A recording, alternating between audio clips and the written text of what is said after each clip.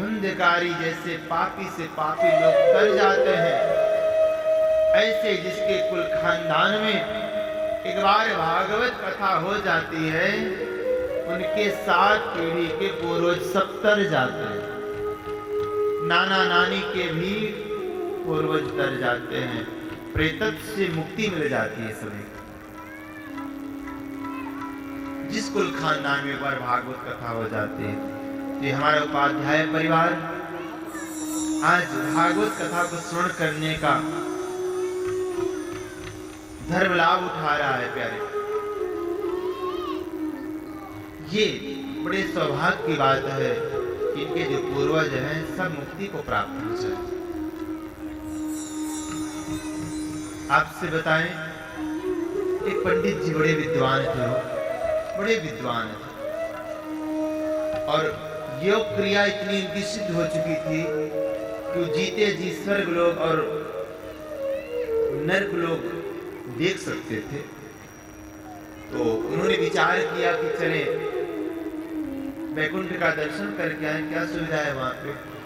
तो महाराज जब वैकुंठ में पहुंचे तो वहां देखे एक व्यक्ति बैठा है, उसके सामने 56 प्रकार के व्यंजन लगे हैं, लेकिन उसके बाद भी वो रो रहा है।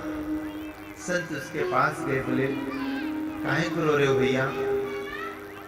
उस व्यक्ति ने कहा, महाराज जब तक हमारा पुण्य है तब तक हमको वैकुंठ की सारी सुख सुविधाएं मिल रही हैं, लेकिन जैसे हमारा पुण्य समाप्त हो जाएगा वैसे हमें अपने पाप का दुष्परिणाम भुगतने के लिए हमें नरक में धकेल दिया जाएगा, इसलिए मुझे रोना आ रहा है। अच्छा महाराज, उसके बाद नरक में गए तो वहां पे देखे लोग बहुत बड़ी विकराल यातना को सहन कर रहे हैं, लेकिन तभी देखा एक व्यक्ति को गर्म तेल के खोलते हुए कढ़ाई में बार बार डाला जा रहा है, बार बार निकाला जा रहा है, जैसे पकौड़ा छानते हैं ना ऐसे। लेकिन फिर भी व्यक्ति हंस रहा है। संत उसके पास के बोले, भैया आपको इतनी यातना दी जा रही है, इतना कष्ट दिया जा रहा है, फिर भी आप मुस्कुरा रहे हैं, हंस रहे हैं, क्या कारण है। तो उसने कहा, अभी अभी मुझे पता चला है कि मेरे कुल खानदान में मेरे वंशजों ने संकल्प लिया और हमारे घर में भागवत कथा होने वाली है। तो महाराज ये तो कुछ दिन की बात है नरक यातना वाले, जैसे हमारे कुल खानदान में भागवत कथा हो जाएगी वैसे हम इस नरक से सदैव के लिए मुक्त हो जाएंगे और भगवान के श्री चरणों में। तो प्यारे, ये है भागवत की महिमा। जिसके कुल खानदान में एक बार भागवत कथा हो जाता है उसके जीवन से पितृ ऋण समाप्त हो जाता है, प्रेत बाधा समाप्त हो जाती है। अगर आपके घर में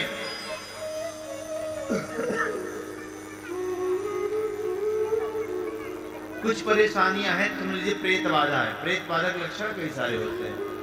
कभी कभी कुछ लोग कहते हैं ना, महाराज जी बहुत कमाते हैं लेकिन कभी बरकत नहीं होती, ऐसा लगता है कि जैसे घर में कोई प्रेत बैठा, कितना भी कमाए सब समाप्त हो जाता है, चौपट हो जाता है, बरकत नहीं होती, पता नहीं चलता।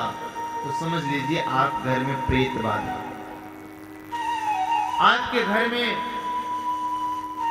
अगर बराबर क्लेश बना रहता है तो समझ लीजिए आपके घर में प्रेत बाधा, पितृदोष। आपके घर से बीमारी नहीं जाती, एक के बाद एक कोई कोई बीमार पड़ा रहता है, तो ये प्रेत बाधा के लक्षण है। आपके घर में पितृदोष है, कोई आपका जो पूर्वज है वो नरक यातना भुगत रहा है, जिसका प्रभाव आपके ऊपर भी पड़ रहा है। सावधान। चौथा,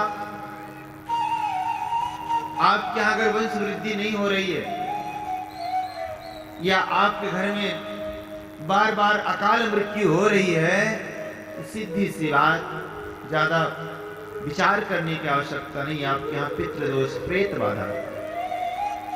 तो आपको अवश्य अपने पितरों की मुक्ति के लिए ऐसे भागवत कथा अनुष्ठान कराने की आवश्यकता है। ये कोई जरूरी नहीं है प्रेत बाधा तभी आपके यहाँ भागवत कथा हो जाए, वो ऐसा कुछ नहीं है भैया। हर जीवन का परम कर्तव्य होना चाहिए कि अपने कुल खानदान में एक बार भागवत कथा कराए। प्यारे, हमारे जीवन में 3 ऋण होते हैं, देव ऋण, ऋषि ऋण और पितृ ऋण। देव ऋण क्या है?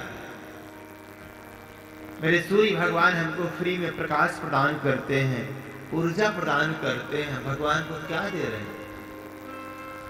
पवन देवता हमें ऑक्सीजन प्रदान कर रहे हैं, हमको फ्री में हवा प्रदान करते हैं।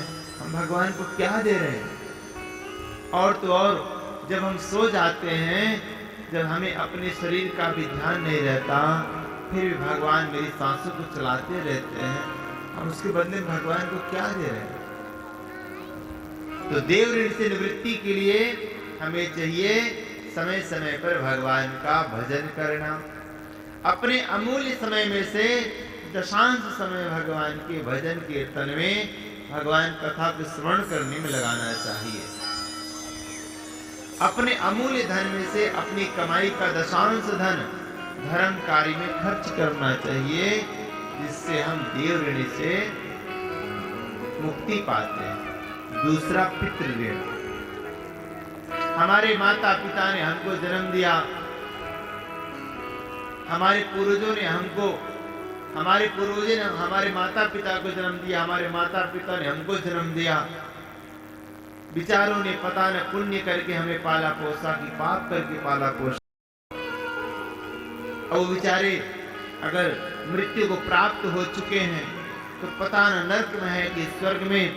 हमारा कर्तव्य होता है, हमारा उत्तरदायित्व होता है कि उनकी पैतृक संपत्ति को लिए हैं तो कम से कम उनकी निवृत्ति के लिए, उनकी मुक्ति के लिए एक बार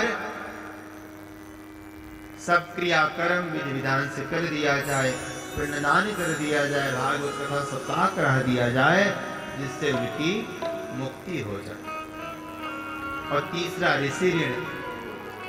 हमारे ऋषियों ने कितनी बड़ी खोज करी, बड़े बड़े पुराण लिखे, बड़े बड़े शास्त्र लिखे, औषधियों के बारे में लिखा है ना। आज विदेशों में हमारे ग्रंथों पर रिसर्च हो रहा है, तो चाहे योग हो, चाहे आयुर्वेद हो, चाहे हमारा श्रीमद् भगवद गीता हो, चाहे श्रीमद् भागवत महापुराण हो, सभी ग्रंथों पर रिसर्च किया जा रहा है। जो हमारे ऋषि मुनियों ने ये सब खोज करके, इतनी मेहनत करके इन पुराणों को लिखा, तो हमारा परम कर्तव्य बनता है कि हम उसका पठन पाठन करें और उसका प्रचार प्रसार करें, स्वयं पढ़ें और लोगों को भी इसको पढ़ाएं। लेकिन दुर्भाग्य का विषय प्यारे, पढ़ने की तो बात दूर, अगर किसी से कह दिया जाए कि आप क्या पुराणों के नाम जानते हैं, शायद कोई बता पाए। क्या आप वेदों के नाम जानते हैं? शायद कोई बता पाए हो। अभी तो कितनों को यही नहीं पता रहता कि श्रीमद् भागवत महापुराण और श्रीमद् भगवत गीता में क्या अंतर होता, ये भी नहीं पता। सोचिए तो क्या पढ़ेंगे, क्या पढ़ाएंगे फिर?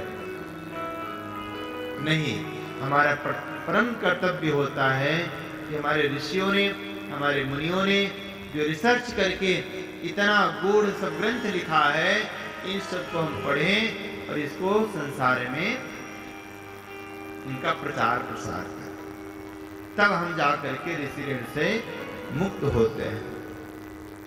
तो प्यारे, ऋषि ऋण से मुक्त होने के लिए, देव ऋण से मुक्त होने के लिए और पितृ ऋण से मुक्त होने के लिए हमें श्रीमद् भागवत कथा सप्ताह का आयोजन करना चाहिए, जिससे हम सभी ऋणों से निवृत्ति पा जाते हैं। हर वैष्णव के जीवन में एक बार भागवत कथा का आयोजन होना चाहिए। भैया, हमारे मुसलमान भाई लोग हैं ना, 100 में 90% लोग हज यात्रा करने का प्रयास करते हैं। तो हमें भी चाहिए कि हम ज्यादा से ज्यादा भागवत कथा का अनुष्ठान कराएं। और हमारे यहाँ, उनके यहाँ 100 में 90% लोग रोजा रखने का प्रयास करते हैं, और हमारे यहाँ 100 में 90% लोग नवरात्रि में व्रत रखने का प्रयास नहीं करते। हमें अपने सनातन धर्म के प्रति कर्तव्यनिष्ठ होना है, हमें अपने धर्म के प्रति लौटना है, अपने धर्म की ओर मुड़ करके देखना है। और प्यारे, हमारी सारी समस्या का समाधान हमारे इन ग्रंथों में है। कभी अगर आपका मन विचलित हो जाए, कभी मन में किसी प्रकार का संशय हो जाए, तो भागवत कथा में आके बैठना, और प्यारे सप्ताह के अंदर आपकी सारी समस्याओं का समाधान, आपके सारे प्रश्नों का उत्तर अपने आप मिल जाएगा अगर आप भाव के साथ में भागवत भगवान की पावन कथा को श्रवण कर रहे हैं। तो प्यारे, यहाँ पर लिखा कि भागवत सप्ताह का विधि विधान से अनुष्ठान करना चाहिए, है ना।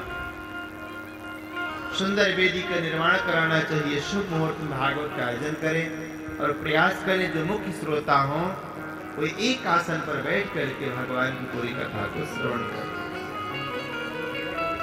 व्रत रखें, अल्पाहार लें। क्यों? ज्यादा भोजन लेकर के बैठेंगे तो प्रमाद आएगा, आलस्य आएगा। इसलिए कहा कि अल्पाहार लेकर के प्रयास करके बैठें और भगवान की पावन कथा को पूर्ण रूप से श्रवण करें। प्रेम से कहिए श्री राधे।